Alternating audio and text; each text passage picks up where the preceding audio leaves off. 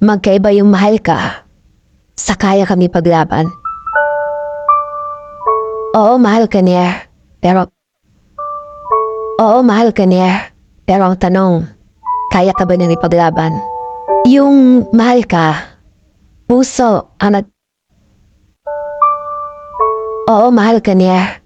Pero ang tanong, kaya ka ba niyang ipaglaban? Yung mahal ka, puso, ang nadilikta nun. More on emotion. Pero yung ipaglalaban ka, isip ang nadilikta nun. More on decision. Mahal ka niya. Hindi na yung choice. Basta na lang tumibok yung puso niya para sa'yo. Pero sa tanong na kung ipaglalaban ka ba niya, choice niya yon. Marami siyang factors na dapat i-consider bago siya makapag-desisyon kung kaya ka ba na ipaglaban sa mundo. May mga pagkakataong mararamdaman mo na mahal ka talaga ng isang tao. Ipapakita niya sa iyong concern talaga siya sa iyo, pinagsisilbihan ka niya, at gusto ko talaga niyang paligayahin. At may mga pagkakataon pang ipaparamdam niya sa iyo na gusto ko talaga niya makasama habang buhay. Ramdam mo lahat yon. Ramdam mong mahal ka niya. Pero dahil sa mga sitwasyong hindi niyo pareho kontrolado, yung pagmamahal niya, hanggang dun na lang yun. It's either hindi ka niya kayang piliin na makasama habang buhay dahil nakatali na siya, o kaya naman ang relasyon niyo ay mali sa mata ng lipunan. O kaya naman, mas may future ang anak niya kapag pinili niya yung isa. Pwede din namang ayaw niyang ma-judge ng ibang tao kapag ikaw ang kasama niya. At marami pang ibang posibleng rason sa part niya. Pero ang masakit doon, alam mo at ramdam mong mahal ka niya. Nasa sayo ang puso niya, pero nakatali yung mga kamay niya. Kaya hindi ka niya may paglaban sa mapamusgang lipunan. May mga nagmamahal sa'yo na hanggang dun na lang. Hindi ka niya kayang panindigan. Yung ang kaya niya lang ibigay sa'yo ay hanggang dun sa nararamdaman lang. Pero hindi ka kayang piliin at magstay ng pangmatagalan. Kaya kung pipili ka na makasama sa buhay, hindi sapat na mahal ka lang niya. Piliin mo yung taong kaya ka din niyang ipaglaban sa iba. Yung taong hindi lang mag-stay sa moment ng kasiyahan. Yung sasamahan ka kahit sa kalungkutan. Masarap kasi sa pakiramdam yung hindi ka lang niya basta mahal. Yung alam mong kahit anong mangyari, lagi siyang nasa yung tabi. Yung parang ang lakas-lakas mo na kahit anong pagsubok, alam mong nandun siya sa tabi mo. Pero in reality, yung pagmamahal, nabubuo sa simula. Pero sa tanong na kaya ka ba niyang ipaglaban, nangyayari yon sa dulo. Kaya, pagmahal ka niya, it will complete you. Pero sa tanong na, ipaglalaban ka ba niya? It will break you.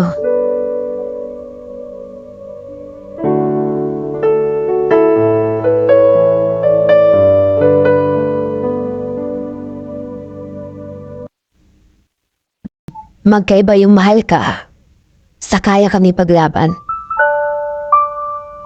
Oo, mahal ka niya. Oo, mahal ka niya. Pero ang tanong, kaya ka ba nang ipaglaban? Yung mahal ka, puso, ang Oo, mahal ka niya. Pero ang tanong, kaya ka ba nang ipaglaban? Yung mahal ka, puso, ang nadilikta nun. More on emotion. Pero yung ipaglalaban ka, isip ang nadilikta nun. More on decision. Mahal ka niya. Hindi na yung choice. Basta na lang tumibok yung puso niya para sa'yo. Pero sa tanong na kung ipaglalaban ka ba niya, choice niya yon. Marami siyang factors na dapat i-consider bago siya makapag-desisyon kung kaya ka ba na ipaglaban sa mundo. May mga pagkakataong mararamdaman mo na mahal ka talaga ng isang tao. Ipapakita niya sa iyong concern talaga siya sa iyo, pinagsisilbihan ka niya, at gusto ko talaga niyang paligayahin. At may mga pagkakataon pang ipaparamdam niya sa iyo na gusto ko talaga niyang makasama habang buhay. Ramdam mo lahat yon. Ramdam mong mahal ka niya. Pero dahil sa mga sitwasyong hindi niyo pareho kontrolado, yung pagmamahal niya, hanggang dun na lang yun. It's either hindi kanya kayang piliin na makasama habang buhay dahil nakatali na siya. O kaya naman, ang relasyon nyo ay mali sa mata ng lipunan. O kaya naman, mas may future ang anak niya kapag pinili niya yung isa. Pwede din namang ayaw niyang ma-judge ng ibang tao kapag ikaw ang kasama niya.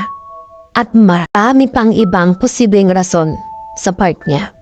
Pero ang masakit doon, alam mo at ramdam mong mahal ka niya. Nasa sayo ang puso niya, pero nakatali yung mga kamay niya. Kaya hindi kanya may paglaban sa mapamusgang lipunan. May mga nagmamahal sa'yo na hanggang dun na lang. Hindi kanya kayang panindigan. Yung ang kaya niya lang ibigay sa'yo ay hanggang dun sa nararamdaman lang. Pero hindi ka kayang piliin at magstay ng pangmatagalan. Kaya kung pipili ka na makasama sa buhay, hindi sapat na mahal ka lang niya. Piliin mo yung taong kaya ka din niyang ipaglaban sa iba. Yung taong hindi lang mag-stay sa moment ng kasiyahan. Yung sasamahan ka kahit sa kalungkutan. Masarap kasi sa pakiramdam yung hindi ka lang niya basta mahal. Yung alam mong kahit anong mangyari, lagi siyang nasa yung tabi. Yung parang ang lakas-lakas mo na kahit anong pagsubok, alam mong nandun siya sa tabi mo. Pero in reality, yung pagmamahal, nabubuo sa simula.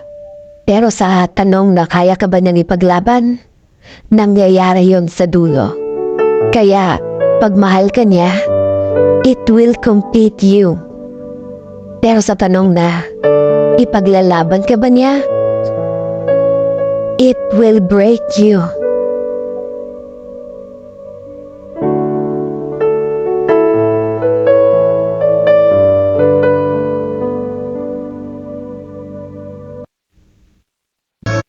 Magkaiba yung mahal ka sa kaya kang ipaglaban. Oo, mahal ka niya. Pero ang tanong, kaya ka ba niyang ipaglaban? Yung mahal ka, puso, Oo, mahal ka niya. Pero ang tanong, kaya ka ba niyang ipaglaban? Yung mahal ka, puso ang nagdidikta nun. More on emotion. Pero yung ipaglalaban ka, isip ang nagdidikta nun. More on decision. Mahal ka niya. Hindi na yung choice. Basta na lang tumibok yung puso niya para sa'yo. Pero sa tanong na kung ipaglalaban ka ba niya, choice niya yun. Marami siyang factors na dapat i-consider bago siya makapagdesisyon kung kaya ka ba na ipaglaban sa mundo. May mga pagkakataong mararamdaman mo na mahal ka talaga ng isang tao. Ipapakita niya sa iyong concern talaga siya sa iyo, pinansisilbihan ka niya, at gusto ko talaga niyang paligayahin. At may mga pagkakataon pang ipaparamdam niya sa iyo na gusto ko talaga niya makasama habang buhay. Ramdam mo lahat yon. Ramdam mong mahal ka niya. Pero dahil sa mga sitwasyong hindi niyo pareho kontrolado, yung pagmamahal niya, hanggang dun na lang yun. It's either hindi kanya kayang piliin na makasama habang buhay dahil nakatali na siya. O kaya naman, ang relasyon nyo ay mali sa mata ng lipunan.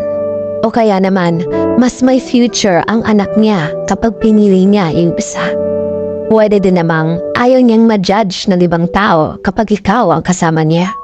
At marami pang ibang posibleng rason sa part niya. Pero masakit doon, alam mo at ramdam mong mahal ka niya. Nasa sayo ang puso niya, pero nakatali yung mga kamay niya. Kaya hindi kanya may paglaban sa mapamusgang lipunan.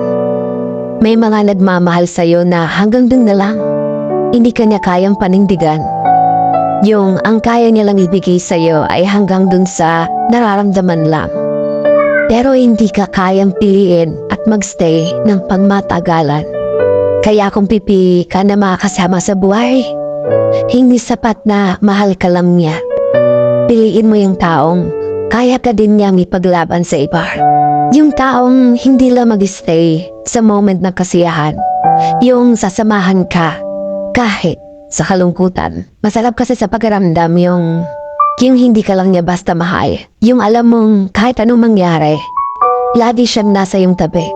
Yung parang ang lakas-lakas mo na kahit anong pagsubok, alam mong nandun siya sa tabi mo.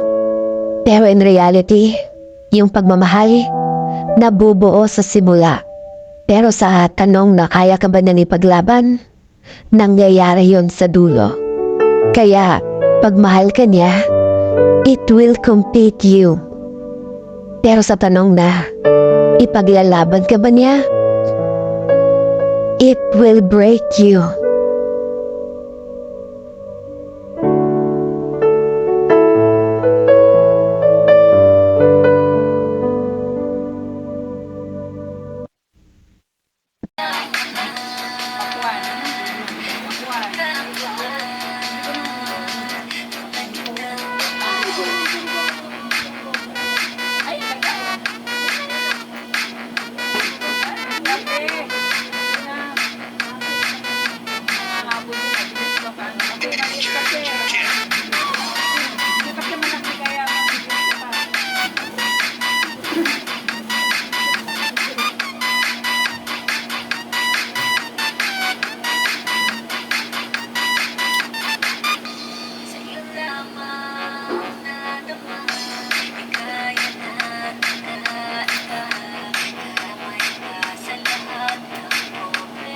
Ito ang ID ni ate sa senior.